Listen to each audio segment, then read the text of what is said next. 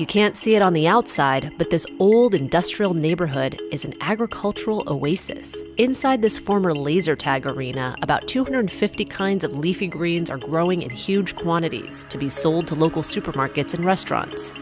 This is Aero Farms, a massive indoor vertical farm in Newark, New Jersey. Our mission is to build farms in cities all over the world so people have access to fresh, great tasting, highly nutritious food. Crops are stacked more than 30 feet high inside this 30,000 square foot space. They're grown using aeroponic technology. Typically in indoor growing, the roots sit in water and one tries to oxygenate the water.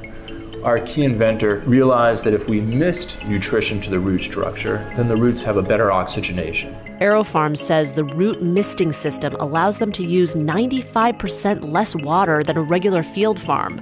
They also use no pesticides or herbicides. Instead of soil, plants are grown in reusable cloth made from recycled plastic. And instead of the sun, there are rows and rows of specialized LED lighting. A lot of people say, sunless, wait, plants need sun. In fact, the plants don't need yellow spectrum, so we're able to reduce our energy footprint by doing things like reducing certain types of spectrum. This sophisticated climate-controlled system cuts the growing cycle in half, so crops can be grown all year round, but with a much smaller impact on the environment. There's all these stresses on our planet. 70% of our freshwater contamination comes from agriculture. About 70% of our freshwater usage goes to agriculture. 1/3 of our arable land has been degraded in the last 40 years. All these macro trends point to the fact that we need a new way to feed our planet. One of the early champions of vertical farming is Columbia University ecologist Dickson DePommier.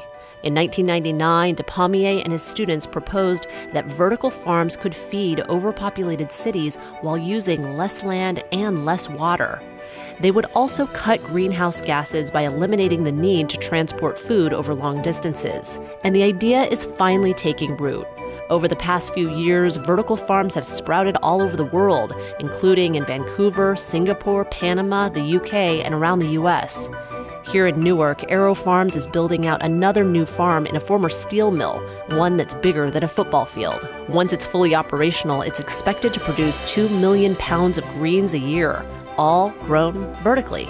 We listen to the plants very carefully to try and understand what they're telling us and try and optimize all these different qualities of a plant. It's a tough business, but it's one that's going to stay and it's going to have a bigger and bigger impact. Do you think vertical farms will help solve our food production problems? Let us know in the comments below.